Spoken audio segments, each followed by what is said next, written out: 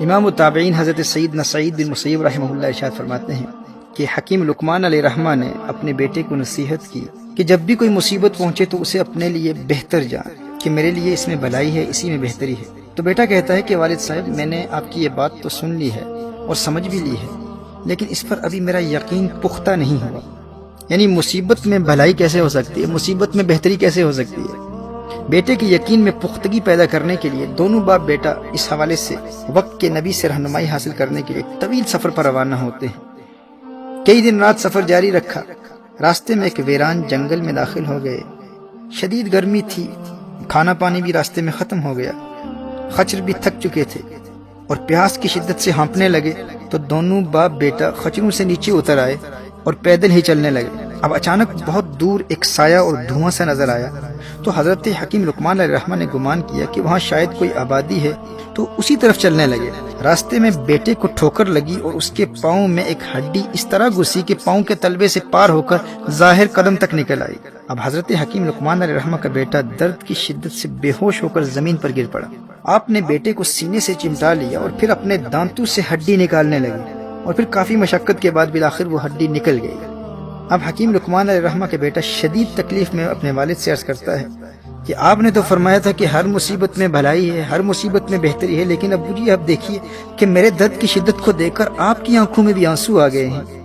ہمارے کھانے پینے کی تمام اشیاء ختم ہو چکی ہیں۔ اس ویران جنگل میں بھوکے پیاسے اسی زخمی حالت میں اگر ہم رہے تو ہماری تو یہاں موت واقع ہو جائے گی۔ اب آپ بتائیے کہ اس مصیبت میں کون سی بھلائی ہے، اس میں کون سی بہتری ہے؟ آپ فرماتے ہیں کہ ہر مصیبت میں بہتری ہے۔ حضرت حکیم لقمان علیہ الرحمہ نے ارشاد فرمایا، بیٹے اس مصیبت میں بھی تمہارے لیے کوئی بہتری ہے۔ ہو سکتا ہے کہ اس چھوٹی مصیبت میں تجھے مبتلا کر کے تجھ سے کوئی بڑی مصیبت دور کر دی گئی ہو۔ محترم احبہ، ابھی آپس میں باتیں ہی کر رہے تھے کہ حضرت حکیم لقمان علیہ الرحمہ نے نظر اٹھائی اور وہاں دور جو دھواں نظر آ رہا تھا وہ غائب ہو چکا تھا، اور دور گھوڑے پر سوار سفید لباس زیب تن کیے ایک شخص نظر آیا جو بڑی تیزی سے ان کی طرف آ رہا تھا، اور جب وہ بالکل قریب آیا تو نظروں سے اوجھل ہو گیا، اچانک غائب ہو گیا۔ اور پھر ایک آواز آئی کہ میں جبرائیل ہوں اور مجھے صرف انبیاء علیہم السلام اور مقرب فرشتے ہی دیکھ سکتے ہیں۔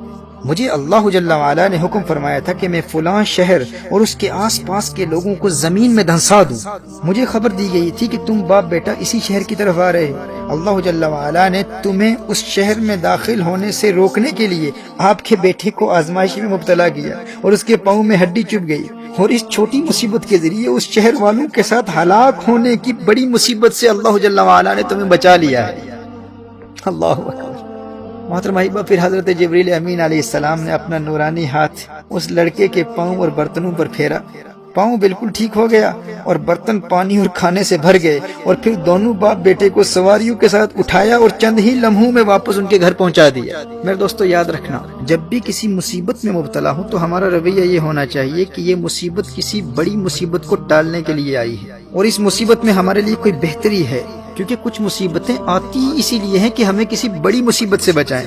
Remember, some hardships in life, some calamities, some afflictions are only inflicted upon us to avert greater afflictions, to save us and protect us from a greater calamity.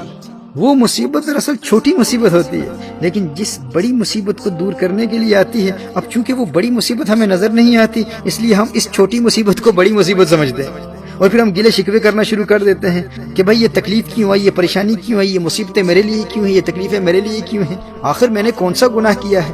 محترم احبہ، اگر ہم صبر کرتے تو اس کے دو فوائد حاصل ہوتے۔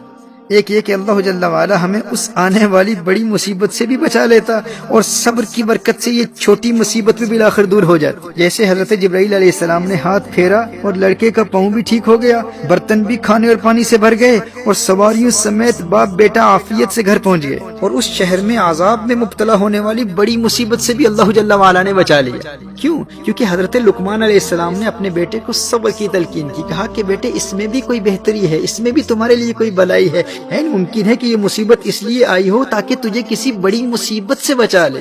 محترم احبہ، نبی کریم صلی اللہ علیہ وآلہ وسلم کا فرمان عالی شان ہے، اللہ جل وعلا کے فضل و احسان کا تقاضا یہ ہے کہ تم بیماری میں اس کے شکوے نہ کرو اور مصیبت کو پوشیدہ رکھو، مصیبت کو چھپا کر رکھو۔ اگر مصیبت پر شکوہ نہ کیے تو وہ مصیبت بھی ٹل جائے گی، اور جس بڑی مصیبت کو ٹالنے کے لیے آئی تھی وہ بھی ٹل جائے گی۔ محترم احبہ، اگر ہم مصیبت پر گلے شکوے نہیں کریں گے، if we stop complaining about afflictions and hardships in life, اس کا فائدہ کیا ہوگا؟ وہ مصیبت بھی ٹل جائے گی، اور جس بڑی مصیبت کو ٹالنے کے لیے آئی تھی وہ بڑی مصیبت بھی ٹل جائے گی۔ ایک روایت میں آتا ہے کہ اللہ جل وعلا انسان کو ایک چھوٹی تکلیف دیتا ہے، لیکن بندہ جب اس چھوٹی تکلیف پر شکوہ کرتا ہے تو اللہ جل وعلا اس شکوے کی وجہ سے اس بندے کو بڑی تکلیف میں مبتلا کر دیتا ہے۔ یعنی پہلے وہ تکلیف چھوٹی تھی، لیکن اس نے شکوہ کیا، اس نے گلہ کیا، تو اللہ جل وعلا نے اس شکوے اور گلے کی وجہ سے ایک بڑی مصیبت میں مبتلا کر دیا۔